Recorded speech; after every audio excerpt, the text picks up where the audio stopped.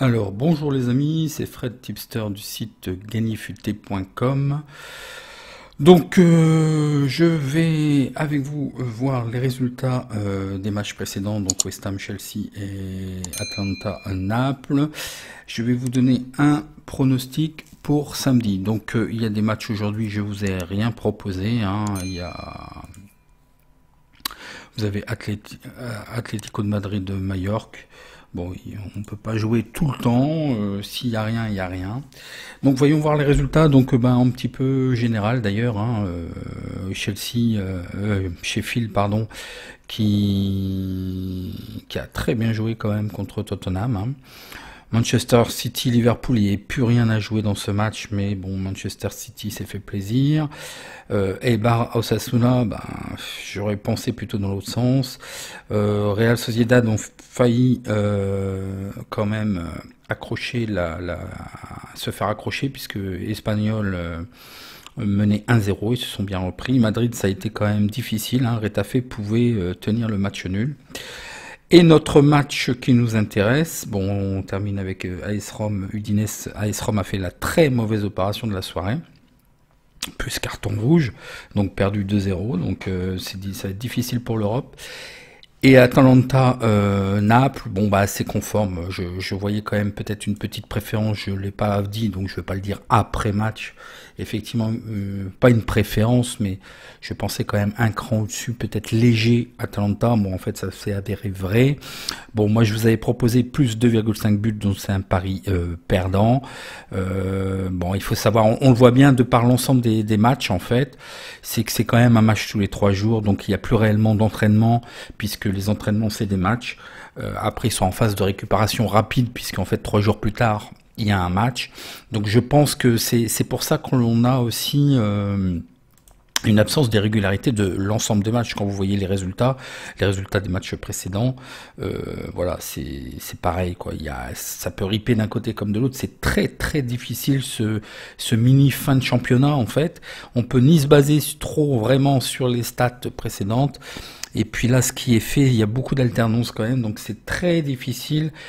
Prenez vraiment que les belles opportunités, ça sert à rien d'aller au-delà. Et j'ai omis, il y avait le match West Ham-Chelsea. Donc West Ham Chelsea, c'est pas faute d'avoir essayé. Je voyais pas trop ce scénario-là en fait. Chelsea, il faudra faire attention parce qu'ils ont dû laisser quand même beaucoup d'efforts dans ce match. Attention. West Ham a fait son match de Champions League. C'est vraiment un très bon match. Ils ont réalisé un très bon match. Dès que Chelsea a baissé d'intensité, ils ont pris un but. C'est clair et net. Clair et net dès qu'il y a eu une baisse d'intensité, dès qu'ils ont laissé la balle à West Ham a marqué en fait. C'est un peu terrible. Donc c'est le foot, mais je voyais pas du tout ce scénario. Je pensais qu'ils allaient faire le service minimum. Bon, ils ont pas eu le choix. West Ham a joué aussi.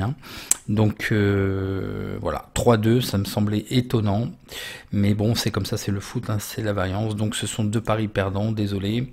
Donc voyons voir pour aujourd'hui, pour samedi, mais aujourd'hui donc je vous propose le match Wolverhampton. On en avait parlé un petit peu dans le prono show, de par les résultats d'Arsenal et puis quand même Wolverhampton.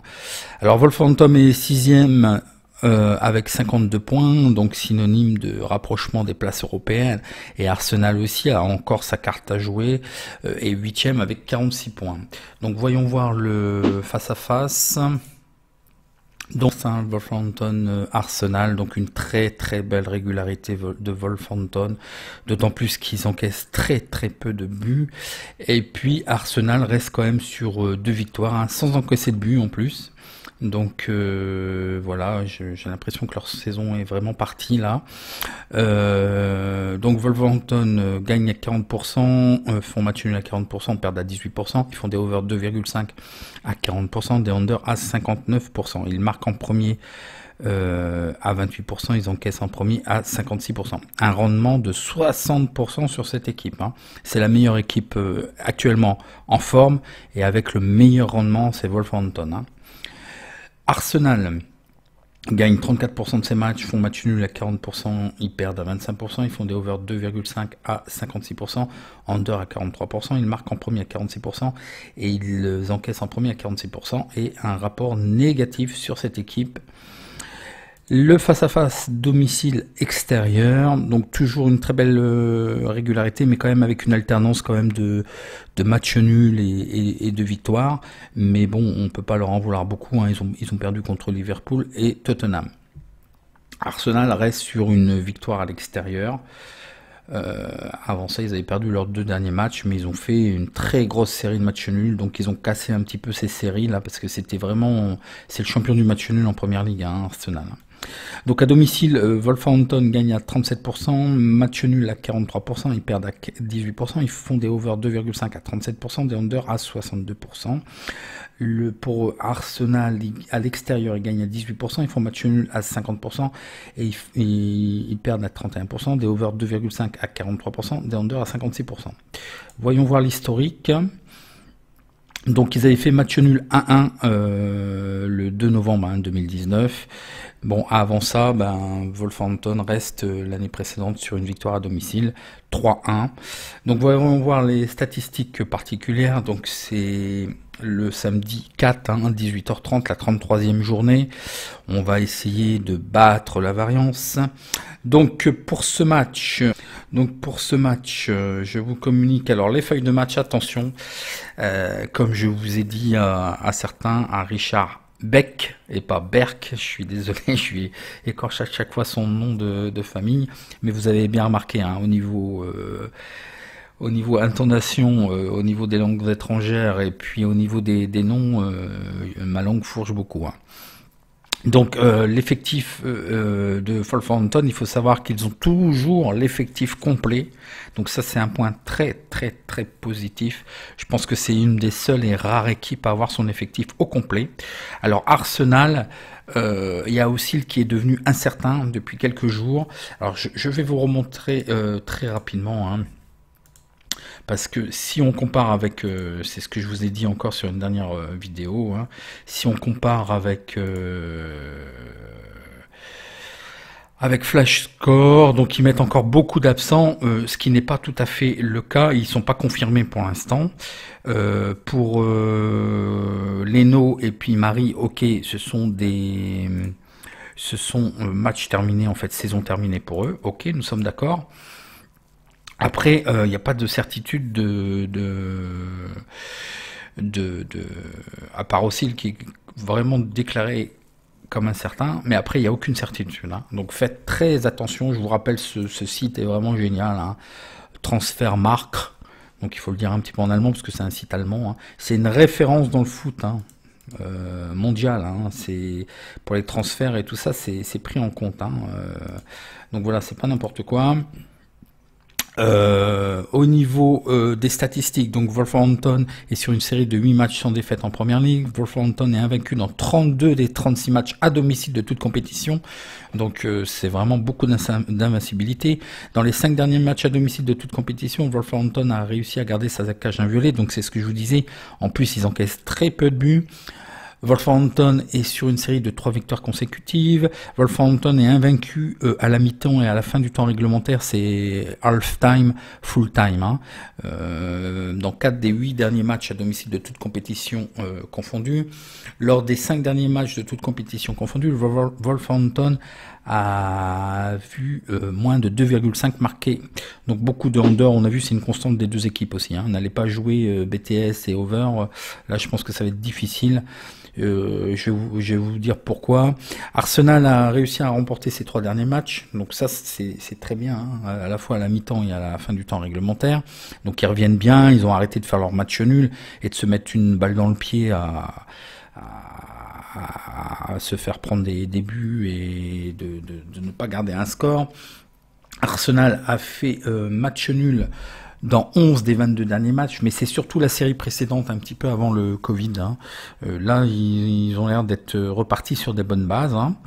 Arsenal est invaincu dans leurs 15 des 18 derniers matchs, a réussi à remporter 8 des 11 derniers matchs de toute compétition confondue. Arsenal et gagné, ah bon, j'ai français moi, a gagné seulement un des 8 derniers matchs à l'extérieur en première ligue.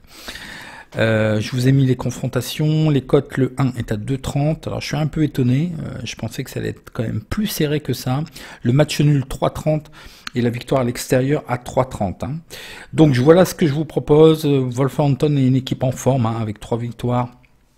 Après le déconfinement, qu'est-ce que j'ai encore fait une faute de frappe. Oui, effectivement, personne n'a fait mieux. Hein. C'est la seule équipe de première ligne à avoir fait 3 victoires consécutives après le confinement.